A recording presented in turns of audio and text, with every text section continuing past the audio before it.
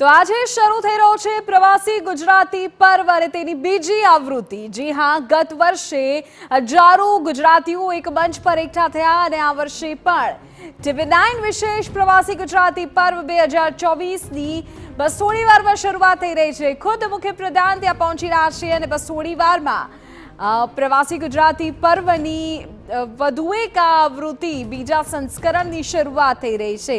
આ એક કાર્યક્રમ એ પર્વ કે જ્યાં ગૌરવશાળી ગુજરાતીઓનું સન્માન કરવામાં આવે છે। એક મંચ પર વિશ્વના 40 દેશના 1500થી વધુ પ્રતિભાશાળી ગુજરાતીઓ એકઠા થઈ રહ્યા છે, જે તેમના પોતાના વિચારોનું આદાન પ્રદાન કરશે।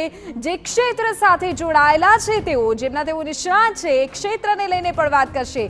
આપણે સીધા દ્રશ્યો અત્યારે બતાવી રહ્યા છે। સીએમ અત્યારે પહોંચી ચૂક્યા છે ત્યાં। મુખ્યપ્રધાન ભૂપેન્દ્ર પટેલ ત્યાં અત્યારે પહોંચ્યા છે અને તેની સાથે પ્રવાસી ગુજરાતી પર્વની હવે શરૂઆત થઈ ગઈ છે।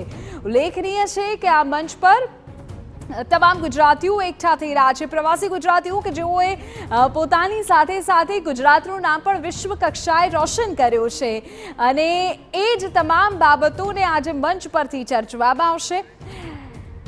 સીધા દ્રશ્યો પણ હવે આપને અત્યારે બતાવી રહ્યા છે। આપ જોઈ શકો છો મુખ્યપ્રધાન અત્યારે પહોંચી ચૂક્યા છે। આઈના અને TV9 ગુજરાતીની આ સંયુક્ત પહેલ છે અને આ એ પહેલ છે કે જેમાં એક સાથે કેટલાય ગુજરાતીઓ એક મંચ પર તો એકઠા થાય છે, સાથે સાથે પોતાના વિચારોનું આદાન પ્રદાન પણ કરે છે।